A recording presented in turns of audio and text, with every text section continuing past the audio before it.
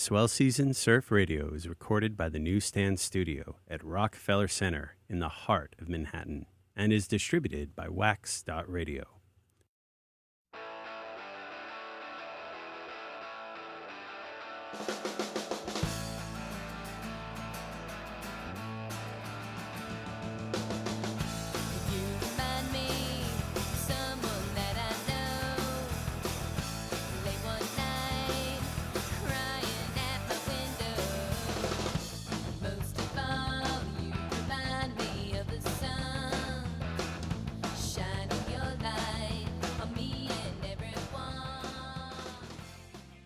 Hello, and welcome to Swell Season Surf Radio. I'm your co-host, Tyler Brewer.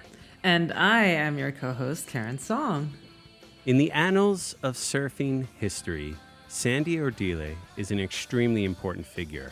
For not only did she participate in making it, but she has made her life's work to document, preserve, and highlight women surfers whose narratives have been long overlooked, dismissed, or just not considered. Sandy has lived an incredibly impressive life as one of the founding members of professional surfing. She was there at the inception of the IPS Pro Tour. In 2016, she was inducted into the East Coast Surfing Hall of Fame, and then in 2017, New Jersey Surfing Hall of Fame. Sandy also played in an all-female band called Avant Garage. In short, Sandy is a revolutionary, a groundbreaker, and has most definitely led the charge for women's equality both in and out of the water. Sandy is also from the East Coast, Ocean City, New Jersey. Woo-hoo!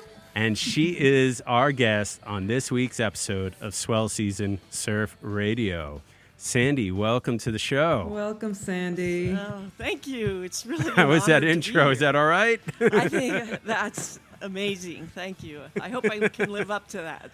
Oh my goodness, this is your life. This is we are so honored to have you here and to be able to talk to you about so much that has been really just not been voiced and made visible, and the work that you've done in preserving and amplifying our history.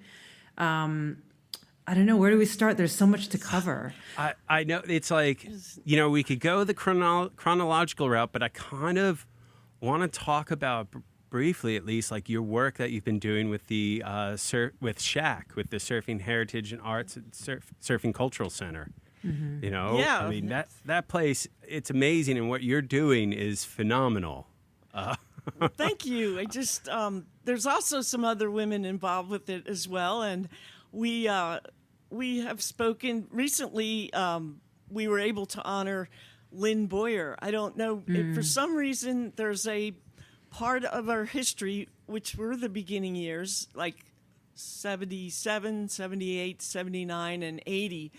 For some reason I know why. Actually, there wasn't any journalistic coverage of our events, even though we were at the same locations as the men. And later on, I'll explain to you why that happened. But what I've been really working hard at doing is making sure that the women of that era don't get forgotten, because there isn't anything in the Library of Congress about us. There isn't anything written. The only actually copyrighted printed stuff would be in local newspapers at the tiny towns and fishing villages that our contest took place in.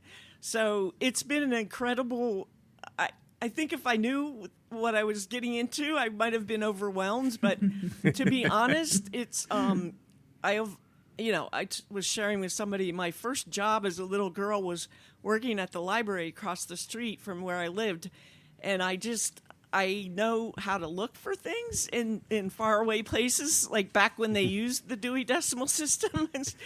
So I know how to find those local newspaper things, and I know how to find the photographers from our day, because they're friends of mine. So, and I know I'm kind of rambling now, but to answer your question, I'm having the time of my life.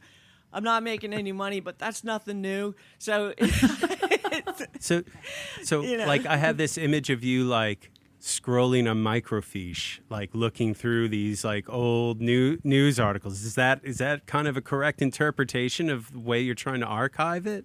Like how do you go about how do you go about this actually? Like it's got to be kind of one hand like really fun and kind of neat seeing what pops up, but also like must be a little tedious.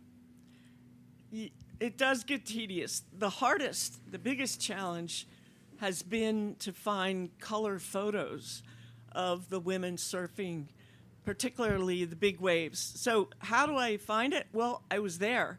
So that's been a benefit. And also I've kept in touch with all my friends. We're, as a result of us participating in this unique experience in 1977 is when it started. We are lifelong friends. We don't all live in the same cities, but the internet's made that a lot easier.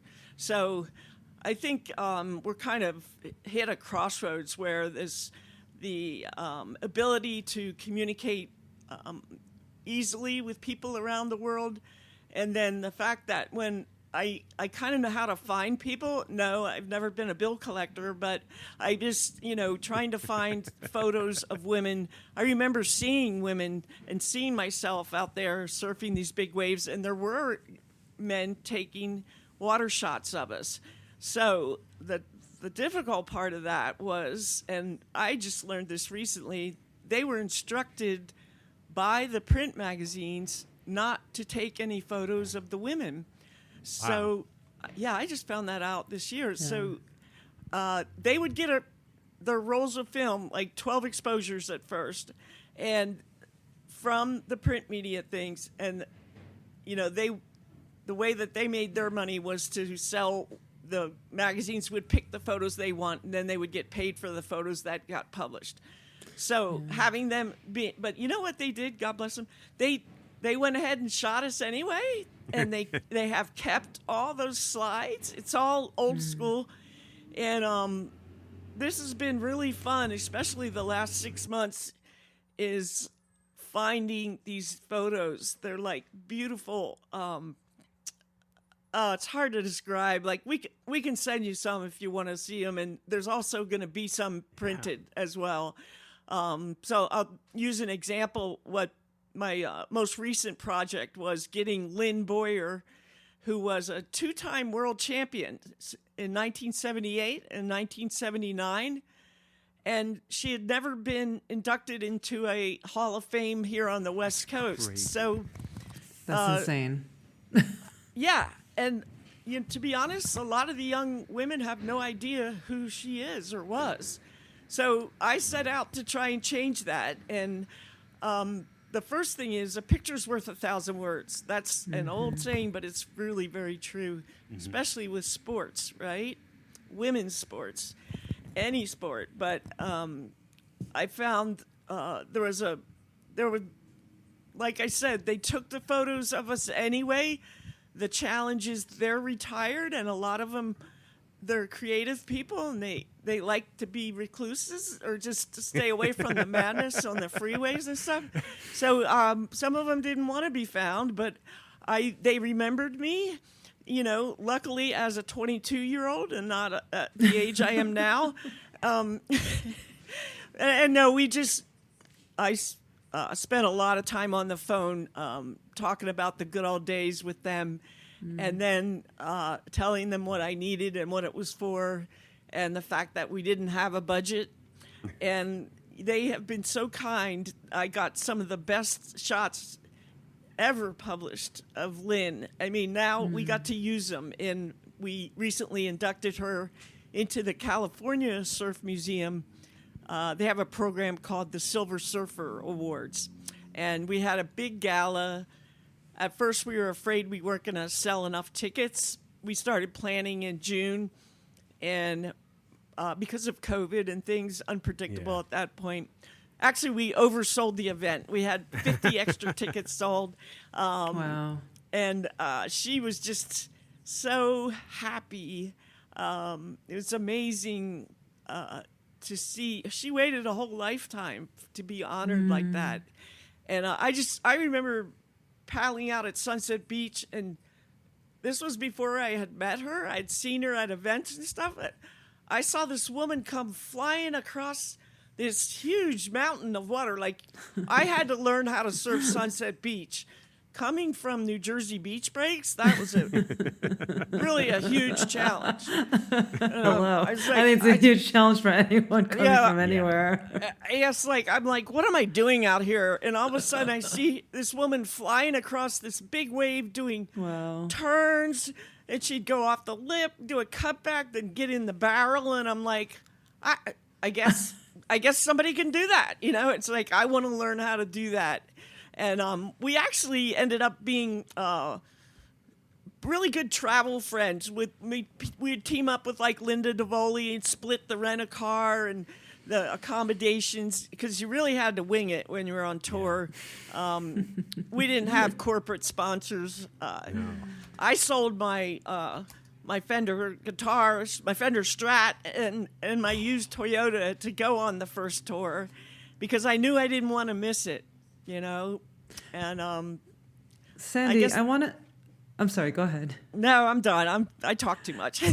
No, I really wanted to underscore how important the work that you're doing to document and to find and search all this archival stuff, how important that is. I can't tell you enough. Like, that is so much a part of the big work of documenting and restoring women's history. So much of it exists in people's basements, like, you know, on slides, on negatives that need to be scanned. And the problem with so much of history now in our, you know, there's so much content online and so much of everything. It's just like, you know, the internet is just one big informational vomit, but all the true history that is locked away and is not that easily accessible basically gets crowded out by all the other noise of the current, you know, like, you can photograph so much now and it's all out there, and whoever says whatever on the internet, like it can, you know, kind of like a game of telephone becomes a kind of history when there's no kind of like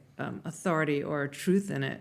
And, you know, I feel like so much of the real history and the images, the documents, and just having people who were still around during that time really telling that story and putting it down, it's so important. Like, if you're not doing that work, that literally all that, like, as the generation passes also, you know, we lose the negatives, we lose the images, we lose the stories, and it's so important to get it all down. So I really wanted to kind of big up to you on that one, but also really, you know, I don't know if, I know how tedious it is. I also do documentary work, and it feels thankless and rewardless, and to know really the scope of your work is so much bigger, and that little bit, you know, it feels very quiet and you're in some dusty basement or some garage, or you're searching somebody out, a contact that you hadn't spoken to in so long. That journey that you're taking, the repercussions of that, how it resonates out in the world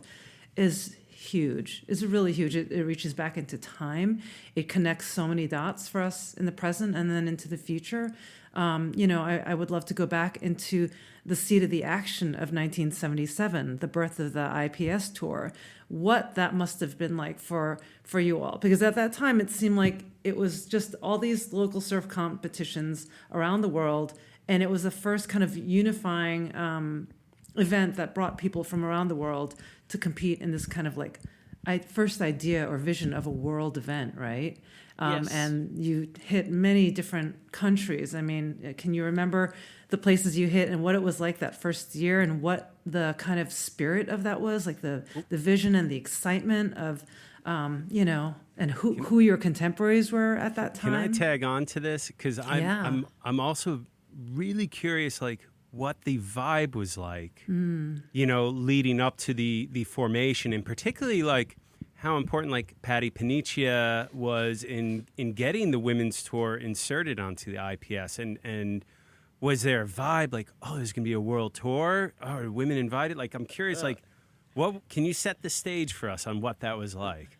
Yes, it was a very exciting time. Patty was integral in getting this first year coordinated and started. the women in Hawaii had a hui. Patty was pretty much the leader of that. There had been